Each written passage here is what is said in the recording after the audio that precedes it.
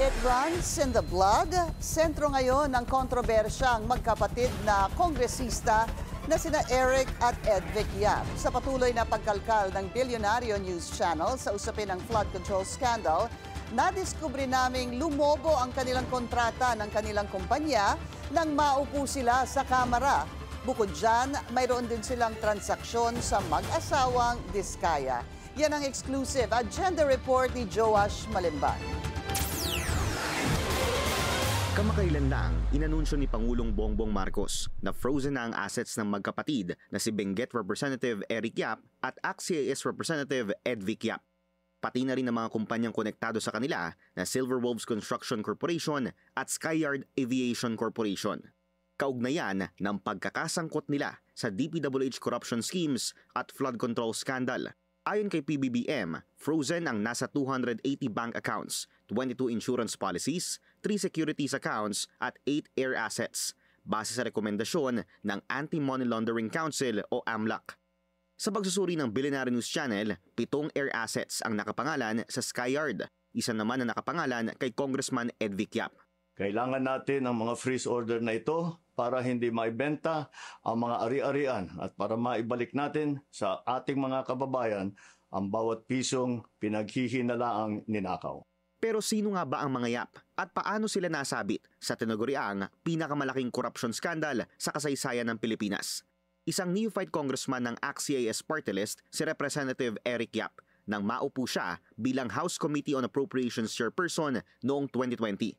Siya ang kauna-unahang baguhang mambabatas at party list representative na namuno ng isa sa mga pinakamakapangyarihan at kontrobersyal na komite sa Kamara.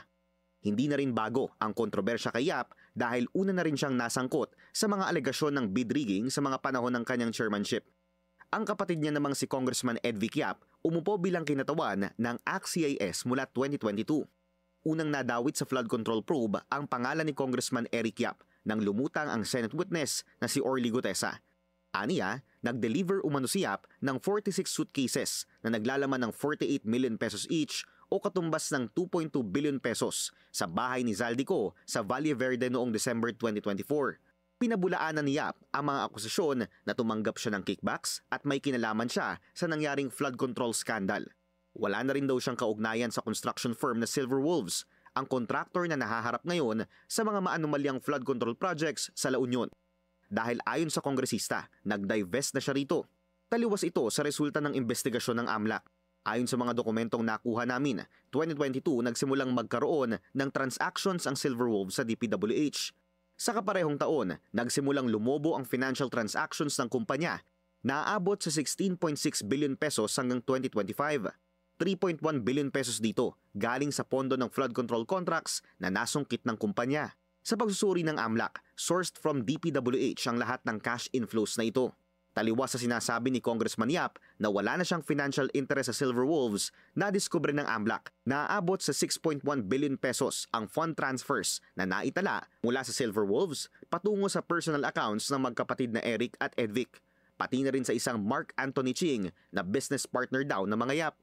Bukod sa tatlo, may fund transfers din sa pagitan ng Silver Wolves at ni Kevin Samidan mula 2021 hanggang 2025 at ng Unimax Steel Structure mula 2022 hanggang 2025. Si Kevin Samidan ang may-ari ng Unimax at ang anak ni Marjorie Samidan na nagmamay-ari ng MG Samidan, ang construction firm na napasama sa topmost favored DPWH contractors na inilahad ni PBBM kahit na nasa 250,000 pesos lang ang paid-up capital nito. Bukod pa rito, nadiskubre rin ng AMLAC na tila may ilang kontrobersyal na contractors na nagsisend ng pera sa bank accounts ni Congressman Edvic Yap mula 2022.